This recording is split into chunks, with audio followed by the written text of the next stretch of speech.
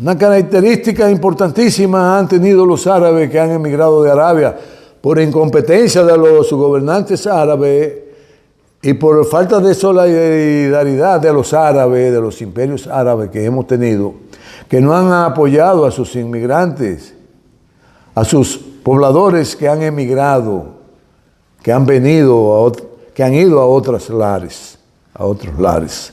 No lo han apoyado. Japón lo apoya. Japón le presta a todos los que salieron de Japón después de la Segunda Guerra Mundial para que desarrollen su negocio. ¿Cuándo le ha prestado un país árabe? A un árabe en algún lugar del mundo, nada. Al contrario, después que se enriquecieron aquí, porque los árabes agregaron de una manera tal a la sociedad dominicana que un árabe y un dominicano era lo mismo.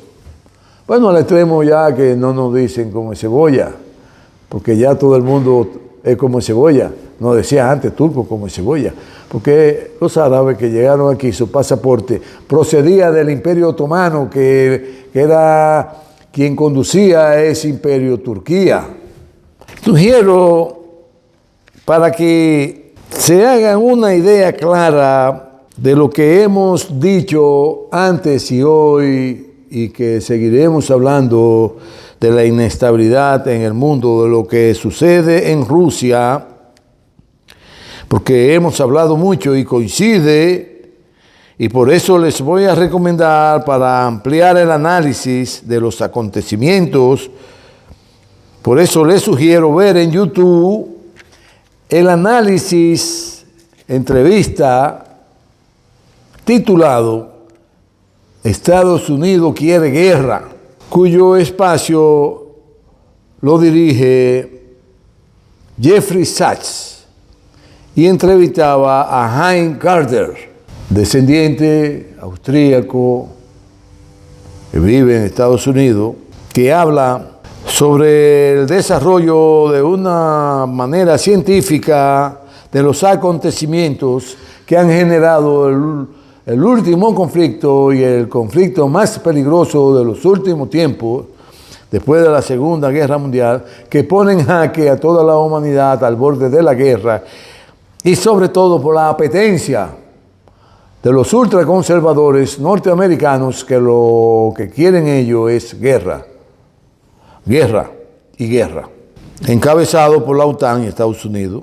Y siendo así, lamentablemente les pasará a ellos, a las élites norteamericanas, al imperio norteamericano, a los sectores económicos norteamericanos, a los oligarcas norteamericanos, a los conservadores ultrarreaccionarios, ladrones y criminales, porque ya el presidente López Obrador no puede hablar de eso, pues se lo prohibieron las élites que controlan el órgano que dirige el proceso electoral, le prohibieron hablar. ¿Ustedes se imaginan? Al presidente de México.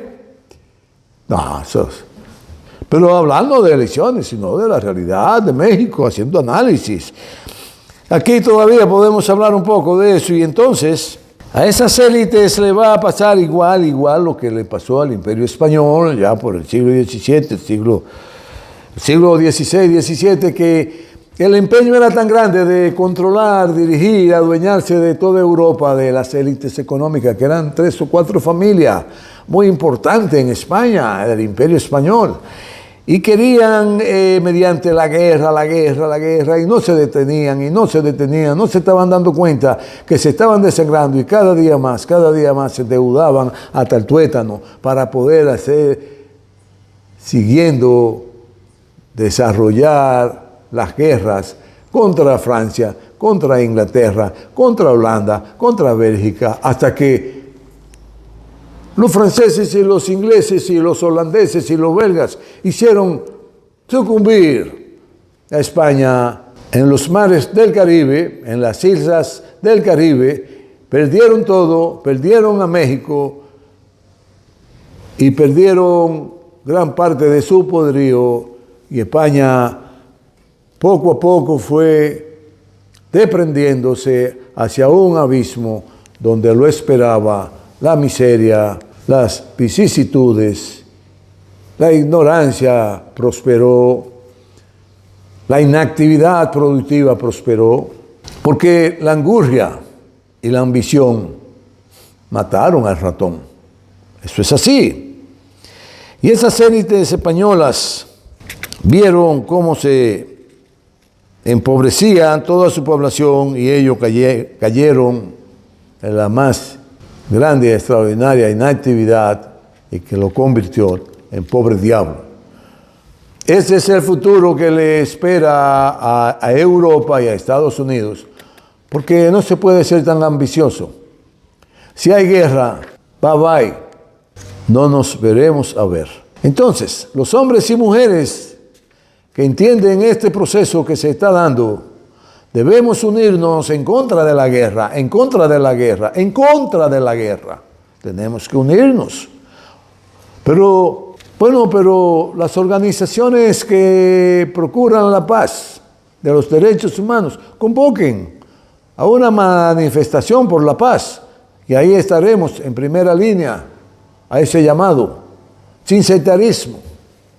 Bueno, pero que lo haga el PLD, es un partido de liberación nacional, que lo haga, que convoque una gran manifestación a la paz, que convoque a la población a una gran manifestación ahora, en abril, contra la mentira, contra la ignominia de poner en marcha descrédito contra hombres y mujeres y contra un partido de manera inmerecida y que más tarde o más temprano que tarde le va a costar caro, porque la mentira se paga con mucho martirio.